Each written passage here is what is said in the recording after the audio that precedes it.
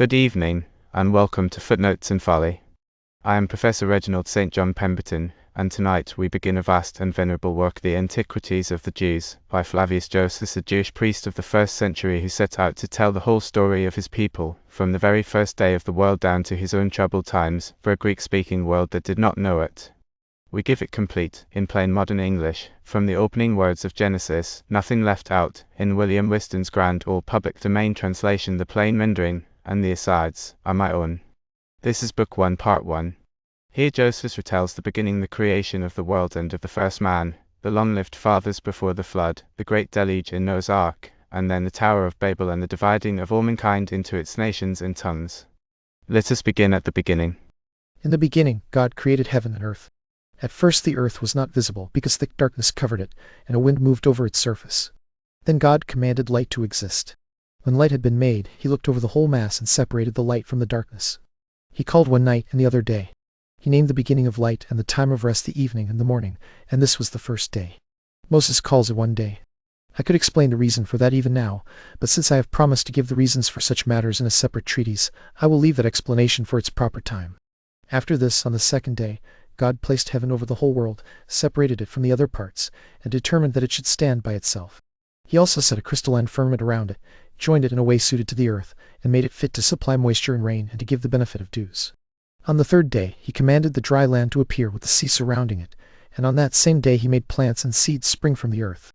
On the fourth day he adorned heaven with the sun, the moon, and the other stars, and appointed their movements and courses, so that the changes of the seasons could be clearly marked. On the fifth day he produced living creatures, those that swim and those that fly, the swimmers in the sea and the flyers in the air. He also arranged them for companionship and mating, so that their kinds might increase and multiply. On the sixth day he created 4-footed animals, and made them male and female. On that same day he also formed man. So Moses says that in exactly 6 days the world and everything in it was made, and that the seventh day was a rest and a release from the labor of such works. For this reason we celebrate a rest from our labors on that day and call it the Sabbath, a word that means rest in the Hebrew language. After the seventh day was over, Moses begins to speak in a more philosophical way. Concerning the formation of man, he says that God took dust from the ground, formed man, and placed in him a spirit and a soul. This man was called Adam, which in Hebrew means one who is red, because he was formed from red earth mixed together. Virgin and true earth is of that kind. God also brought the living creatures to Adam after he had made them according to their kinds, male and female, and Adam gave them the names by which they are still called. But when God saw that Adam had no female companion and no society of his own kind, since no such companion had been created, and when Adam wondered at the other animals, because they were male and female, God put him to sleep, removed one of his ribs, and formed the woman from it. When she was brought to Adam, he knew her and acknowledged that she had been made from himself. In the Hebrew language a woman is called Issa, but the name of this woman was Eve, which means the mother of all living. Moses further says that God planted a paradise in the east, flourishing with every kind of tree. Among its trees were the tree of life and another tree, the tree of knowledge, by which good and evil were to be known. When God brought Adam and his wife into this garden, he commanded them to take care of the plants. The garden was watered by one river, which ran around the whole earth and then divided into 4 parts. Whiston, a name that means multitude, runs into India and flows out into the sea. The Greeks call it Ganges. Euphrates, as well as Tigris, goes down into the Red Sea. The name Euphrates, or Phrath, means either dispersion or flower. Tigris, or Diglath, is meant something swift and narrow. It runs through Egypt and means what rises from the east. The Greeks call it Nile. God therefore commanded Adam and his wife to eat from all the other plants, but to stay away from the tree of knowledge. He warned them that if they touched it, it would bring about their destruction. At that time all living creatures had one language. The serpent, who then lived together with Adam and his wife, became envious because he supposed they were living happily while obeying God's commands. He imagined that if they disobeyed those commands, they would fall into trouble. So, with a malicious intention, he persuaded the woman to taste from the tree of knowledge. He told them that the knowledge of good and evil was in that tree, and that when they gained such knowledge, they would live happily indeed in a life no lower than that of a god. In this way he overcame the woman and persuaded her to despise God's command. When she tasted the tree and was pleased with its fruit, she persuaded Adam to use it also. Then they realized that they had become naked before one another. Ashamed to appear openly in that condition, they invented a covering for themselves. The tree had sharpened their understanding, and they covered themselves with fig leaves, tying them in front of themselves out of modesty. They thought they were happier than before, because they had discovered what they lacked. But when God came into the garden, Adam, who before had been accustomed to come and converse with him, was conscious of his wicked behavior and withdrew from him. This conduct surprised God. He asked what caused Adam to act in this way, and why the man who had formerly delighted in speaking with him now fled from that conversation and avoided it. Adam made no answer, because he knew within himself that he had transgressed God's command. I had already determined concerning you both how you might live a happy life, without any affliction, care, or trouble of soul.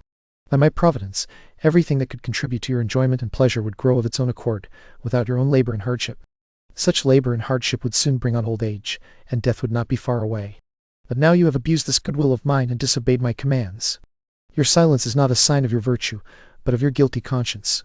Nevertheless, Adam excused his sin and begged God not to be angry with him. He put the blame for what had happened on his wife, saying that he had been deceived by her, and had therefore become an offender. She, in turn, accused the serpent. But God assigned punishment to Adam because he had weakly yielded to his wife's counsel. He said that from then on the ground would no longer produce its fruits by itself. Instead, when it was worn down by their labor, it would bring forth some of its fruits and refuse to bring forth others. He also made Eve subject to the troubles of pregnancy and to the sharp pains of giving birth, because she had persuaded Adam with the same arguments by which the serpent had persuaded her, and by doing so had brought him into a miserable condition. God also deprived the serpent of speech, because he was angry at its malicious disposition toward Adam. Besides this, he placed poison under its tongue and made it an enemy of men. He suggested to men that they should aim their blows at its head, because that was where its harmful designs against men lay, and because that was the easiest way to take vengeance on it. After depriving the serpent of the use of its feet, God made it move by rolling along and dragging itself on the ground. And when God had appointed these penalties for them, he removed Adam and Eve from the garden and placed them somewhere else. Adam and Eve had 2 sons. The older was named Cain, a name that, when interpreted, means possession. The younger was Abel, which means sorrow. They also had daughters. The 2 brothers chose different ways of life. Abel, the younger, loved righteousness, and because he believed that God was present in everything he did, he excelled in virtue. His work was that of a shepherd. Cain, however, was not only very wicked in other respects, but was completely devoted to gain, and he was the first to devise the plowing of the ground. He killed his brother on the following occasion. They had resolved to offer sacrifice to God. Cain brought the fruits of the earth and of his farming, but Abel brought milk and the first fruits of his flocks. God was more pleased with Abel's offering, because he was honored with what grew naturally of itself, than with Cain's offering, which came from the invention of a covetous man, and was obtained by forcing the ground. Because of this, Cain became very angry that Abel had been preferred by God before him. He killed his brother and hid the dead body, thinking he would escape discovery. But God knew what had happened. He came to Cain and asked what had become of his brother, since he had not seen Abel for many days, though at other times he used to see the 2 of them talking together. Cain was uncertain within himself, and did not know what answer to give God. At first he said that he himself was at a loss about his brother's disappearance. But when God pressed him strongly and made it clear that he intended to know the matter, Cain replied that he was not his brother's guardian or keeper, nor was he an observer of what Abel did. In response, God convicted Cain as the murderer of his brother. I am amazed at you, that you do not know what has become of a man whom you yourself have destroyed. God therefore did not impose the punishment of death on Cain, because Cain had offered sacrifice, and by doing so, made supplication to God not to be extreme in his anger toward him. Instead, God made him accursed and threatened his posterity in the 7th generation. He also drove Cain, together with his wife, out of that land. When Cain was afraid that, while wandering about, he would fall among wild beasts and perish by that means, God told him not to entertain such a gloomy fear, but to travel over the whole earth without fearing any harm he might suffer from wild beasts.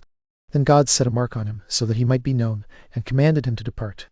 After Cain had traveled through many countries, he and his wife built a city named Nod, which is the name of that place, and there he settled. There also he had children. Yet he did not accept his punishment as a path to amendment, but used it to increase his wickedness. He aimed only to obtain everything that served his bodily pleasure, even when that required him to injure his neighbors. He increased the substance of his household with great wealth through robbery and violence. He stirred up his acquaintances to seek pleasures and spoils by robbery, and became a great leader of men into wicked ways. He also changed the simple way in which people had lived before, and became the originator of measures and weights. While people had lived innocently and generously as long as they knew nothing of such arts, he changed the world into cunning craftiness. He was the first to set boundaries around lands. He built a city, fortified it with walls, and compelled his family to gather there. He called that city Enoch, after the name of his eldest son Enoch. Jared was the son of Enoch. Jared's son was Malaleel. Malaleel's son was Methuselah, and Methuselah's son was Lamech. Lamech had 77 children by 2 wives, Silla and Ada. Among Lamech's children by Ada was Jabal. He set up tents and loved the life of a shepherd. Jubal, born of the same mother, devoted himself to music and invented the psaltery and the harp. Tubal, one of Lamech's children by his other wife, surpassed all men in strength and was very skillful and famous in military actions. By that method he obtained what tended to bodily pleasures, and he was the first to invent the art of making brass. Lamech was also the father of a daughter whose name was Naamah. Because Lamech was so skillful in matters of divine revelation that he knew he was to be punished for Cain's murder of his brother, he made this known to his wives.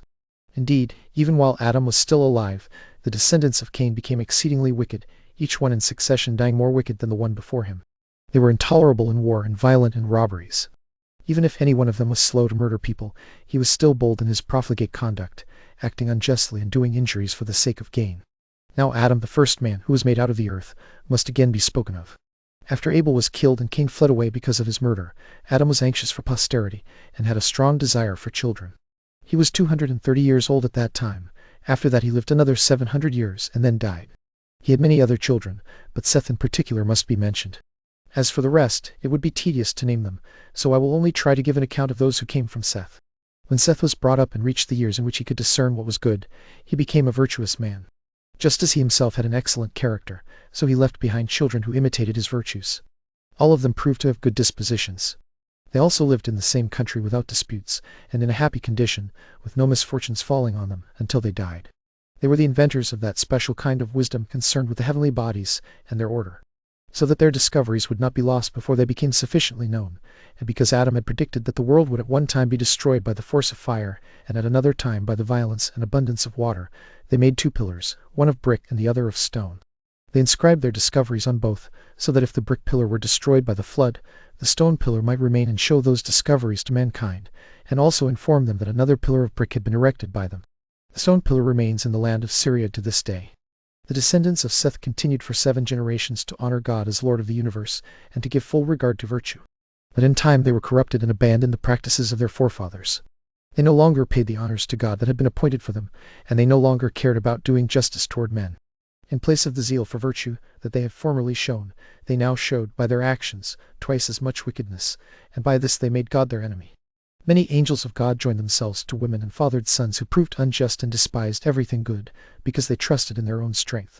The tradition is that these men did deeds resembling those of the men whom the Grecians call giants. Noah was deeply troubled by what they did, and being displeased with their conduct, urged them to change their dispositions and their actions for the better. But when he saw that they would not yield to him, and were enslaved to their wicked pleasures, he feared they would kill him, along with his wife, his children, and those whom his children had married. So he departed from that land. God loved Noah because of his righteousness.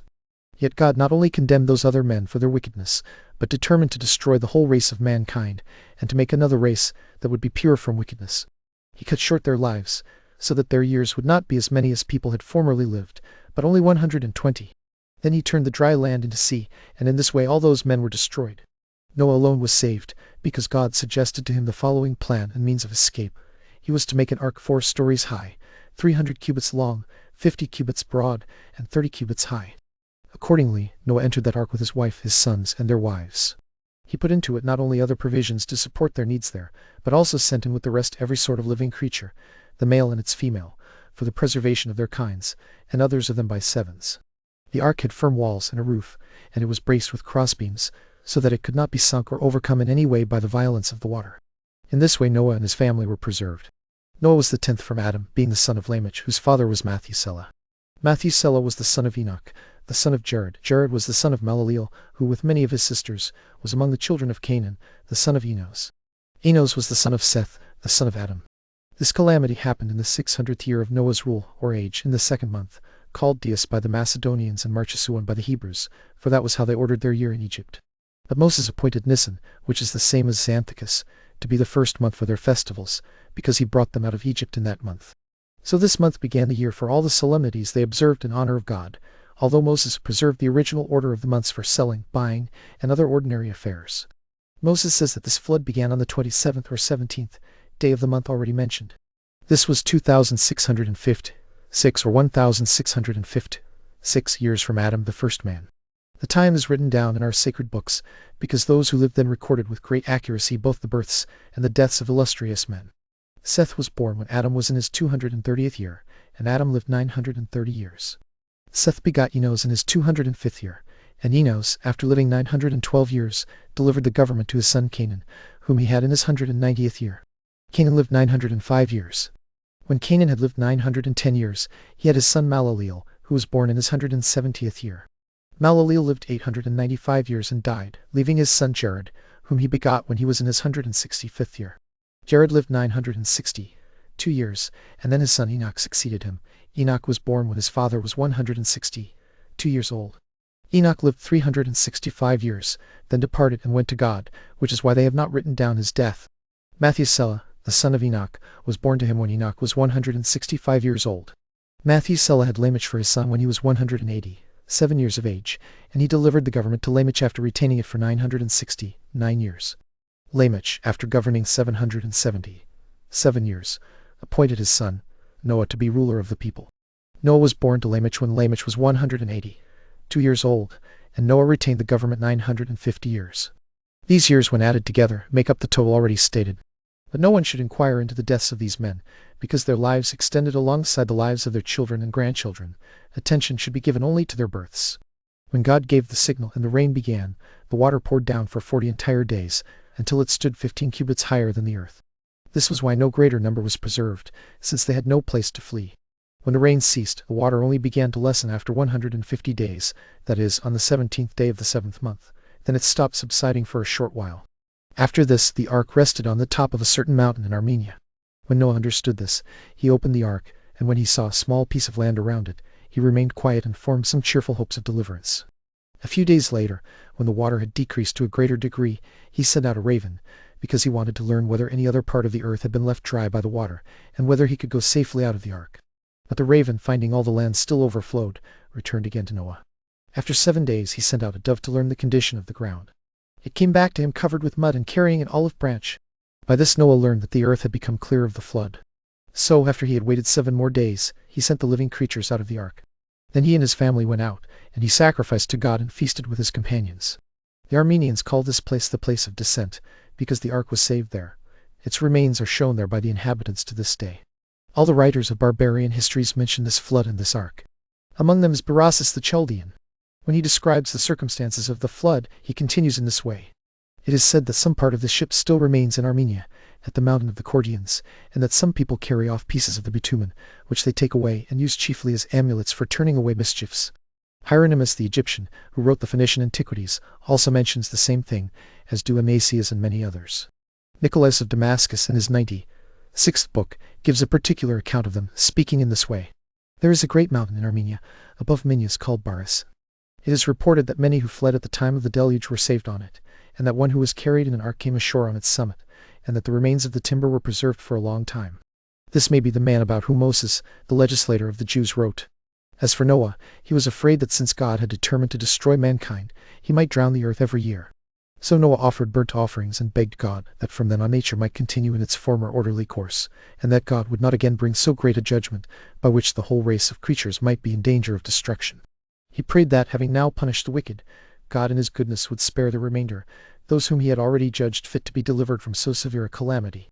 Otherwise, Noah said, these last people would be more miserable than the first, and would be condemned to a worse condition than the others, unless they were allowed to escape completely.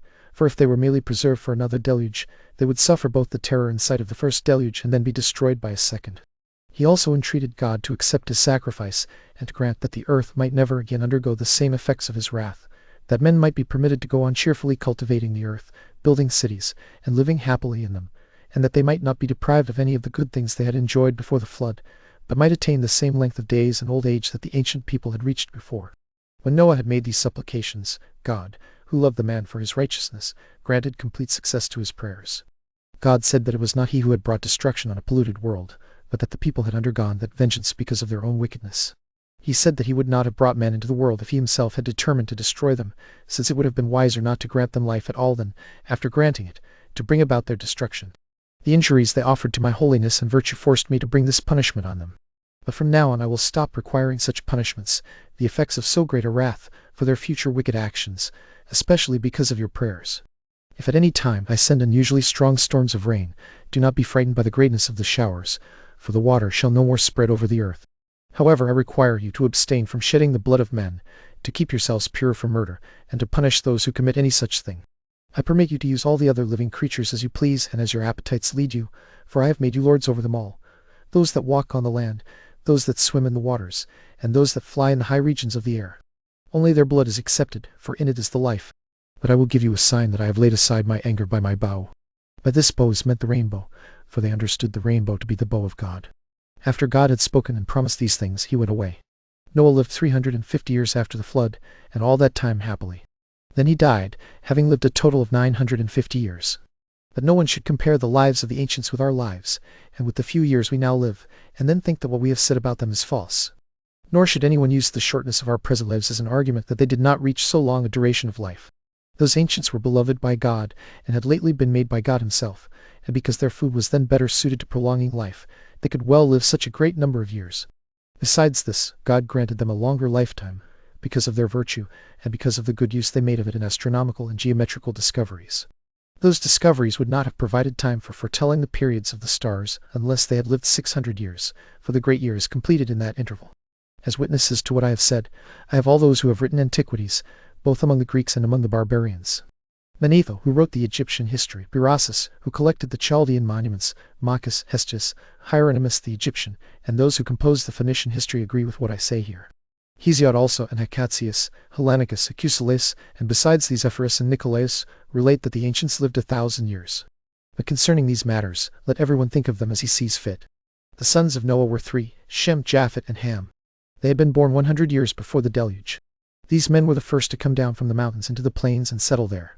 They also persuaded others to follow their example, though those people were greatly afraid of the lower ground because of the flood, and were therefore very unwilling to come down from the high places. The plain where they first lived was called Shinar. God also commanded them to send colonies abroad, so that the earth might be fully populated. In that way they would not stir up rebellions among themselves, but would cultivate a large part of the earth and enjoy its fruits in abundance. But they were so badly instructed that they did not obey God.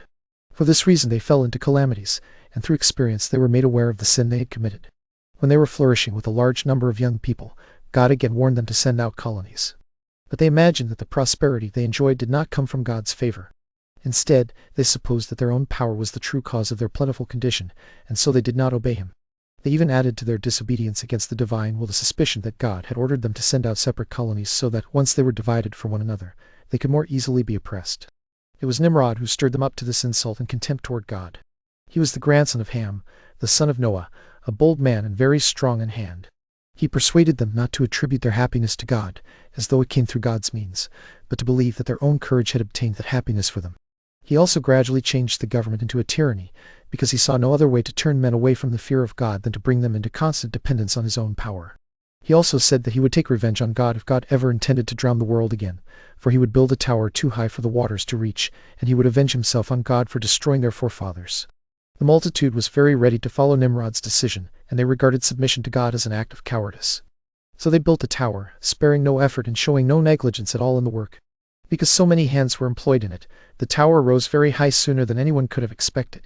But its thickness was so great, and it was built so strongly, that when people looked at it, its great height appeared smaller than it really was. It was built of burnt brick, cemented together with mortar made of bitumen, so that it would not be liable to admit water. When God saw that they were acting so madly, he did not decide to destroy them completely, since they had not become wiser through the destruction of the former sinners. Instead, he caused a disturbance among them by producing different languages in them, and by making it so that, because of the multitude of those languages, they could no longer understand one another.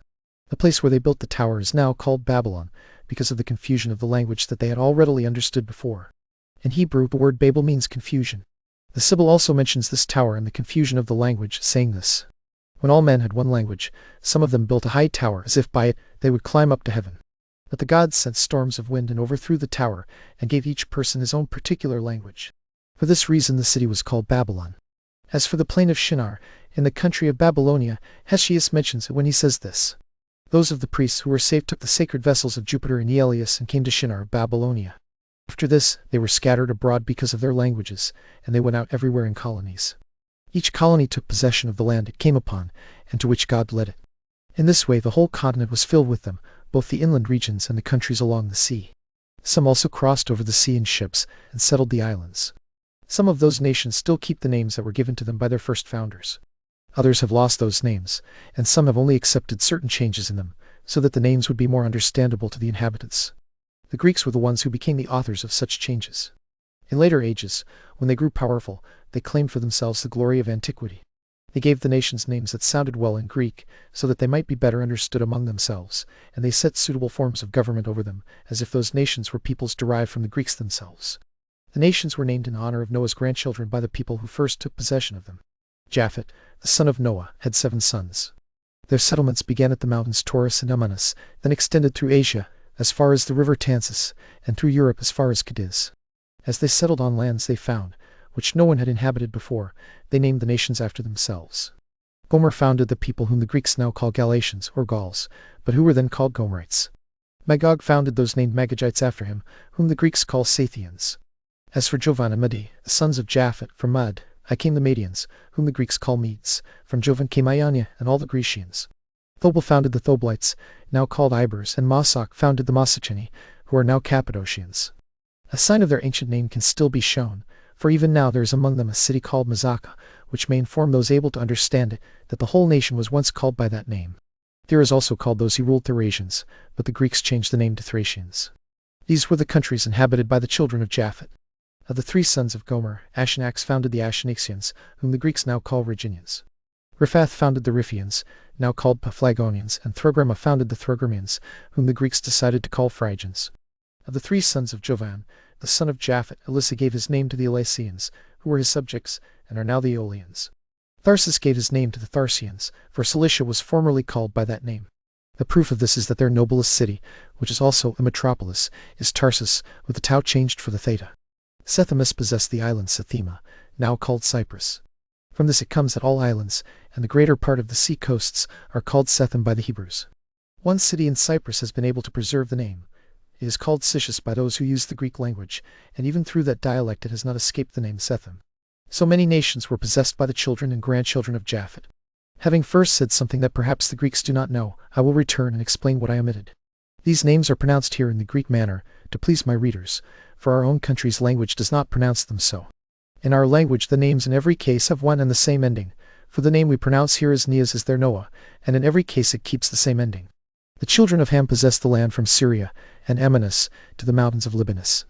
They seized everything along its sea coasts and as far as the ocean, and kept it as their own. Some of its names have completely disappeared. Others have been changed and given another sound, so that they can hardly be recognized. Yet a few have kept their names entire.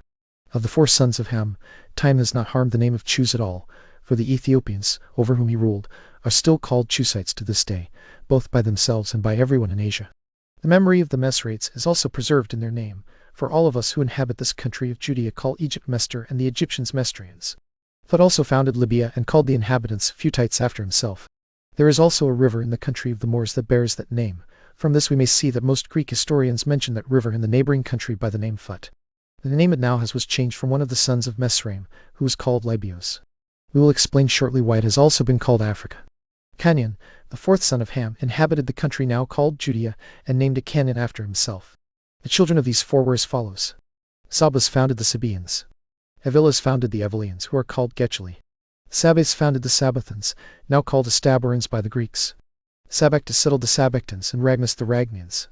Ragmus had 2 sons. One of them, Judatus, settled the Judadians, a nation of the western Ethiopians, and left them his name, just as Sabas did to the Sabaeans. But Nimrod, the son of Chus, remained and ruled as a tyrant at Babylon, as we have already told you.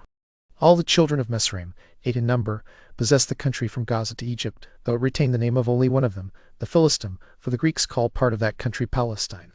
As for the rest, Ludium, Enamim, Labam, who alone lived in Libya and named the country after himself, Nedim, Phthrasim, Chesloim, and Sephorim, we know nothing about them except their names, because the Ethiopic War, which we shall describe later, caused those cities to be overthrown. The sons of Canaan were these: Sidonius, who also built a city of the same name, called Sidon by the Greeks, Amathus, who lived in Amathane, which the inhabitants still call Amath, though the Macedonians named it Epiphania after one of his descendants, Erudius, who possessed the island Aratus, and Erycus, who possessed Ars and Libanus. But for the 7 others, Uius, Chitius, Jebusius, Amorius, Gergisus, Udius, Cynius, and Samiras, the sacred books give us nothing but their names because the Hebrews overthrew their cities. Their calamities came upon them on the following occasion. After the deluge, when the earth had been restored to its former condition, Noah began to cultivate it. He planted it with vines, and when the fruit was ripe, and he had gathered the grapes in their season, and the wine was ready for use, he offered sacrifice and feasted. Then, being drunk, he fell asleep and lay naked in an unseemly way. When his youngest son saw this, he came laughing and showed him to his brothers, but they covered their father's nakedness. When Noah became aware of what had been done, he prayed for prosperity for his other sons. But as for Ham, he did not curse Ham himself, because of his nearness in blood, but cursed his posterity. When the rest of them escaped that curse, God inflicted it on the children of Canaan. But concerning these matters we shall speak more later. Shem, the third son of Noah, had 5 sons, who inhabited the land beginning at Euphrates and reaching to the Indian Ocean. Elam left behind him the Elamites, the ancestors of the Persians. Asher lived at the city Nineveh and named his subjects Assyrians, who became the most fortunate nation beyond others. Arphaxad named the Arphaxadites, who are now called Chaldeans. Aram had the Aramites, whom the Greeks called Syrians, and Lod founded the Lodites, who are now called Lydians. Of the 4 sons of Aram, Uz founded Trachonitis and Damascus. This country lies between Palestine and Cilicia. Ol founded Armenia, Gather founded the Bactrians, and Mesa founded the Messenians. It is now called Charax Spicini. Sala was the son of Arphaxad, and his son was Heber, from whom the Jews were originally called Hebrews. Heber begot Jotan and Phaleg. Phaleg was so called because he was born at the time when the nations were divided into their several countries, for Phaleg among the Hebrews means division. Joktan, one of the sons of Heber, had these sons: Elmadad, Saleph, Asarmoth, Jira, Adoram, Izel, Dekla, Abel, Abimal, Sabius, Ophir, Willet, and Jobab. These inhabited from Kafan, an Indian river, and part of Asia adjoining it. This shall be enough concerning the sons of Shem. I will now speak of the Hebrews. The son of Phaleg, whose father was Heber, was Ragau. Ragau's son was Serug, to whom Nahor was born. Nahor's son was Terah, who was the father of Abraham. Abraham was therefore the 10th from Noah, and was born in the 292nd year after the deluge, for Terah begot Abram in his 70th year. Nahor begot Haran when he was 120 years old. Nahor was born to Serug in Serug's 132nd year. Ragau had Serug at 130, and at the same age Phaleg also had Ragau. Heber begot Phaleg in his 134th year, Heber himself having been begotten by Sala when Sala was 130 years old. Arphaxad had Sala as his son in the 135th year of his age. Arphaxad was the son of Shem, and was born 12 years after the deluge. Abram had 2 brothers, Nahor and Haran. Of these Haran left a son, Lot, and also 2 daughters, Sarai and Milcah. Haran died among the Chaldeans, in a city of the Chaldeans called Ur, and his monument is shown to this day. These men married their nieces. Nabor married Milcah, and Abram married Sarai. Terah hated Chaldea because of his mourning for Ilaran, so they all moved to Haran of Mesopotamia, where Terah died and was buried after living 205 years. Human life had already gradually diminished and become shorter than before, until the birth of Moses. After Moses, the length of human life was 120 years, God setting it to the length that Moses happened to live. Nahor had 8 sons by Milcah: Uz, Buz, Kemuel, Shizd, Azal, Feldus, Jadolf, and Bethuel. These were all the legitimate sons of Nahor. Teba, Gam, Takas, and Maacah were born from Rumah, his concubine. Bethuel had a daughter, Rebekah, and a son, Laban. And there we will pause, with the human race scattered from the tower across the whole earth, broken into the nations and languages we still live among. Out of that scattered world Josephus now picks out a single man, in a single city of the Chaldeans, who will be the father of a people and the father of the faith of half the world. Next time, in part 2, the whole life of Abraham. Mind the footnotes, and beware the folly.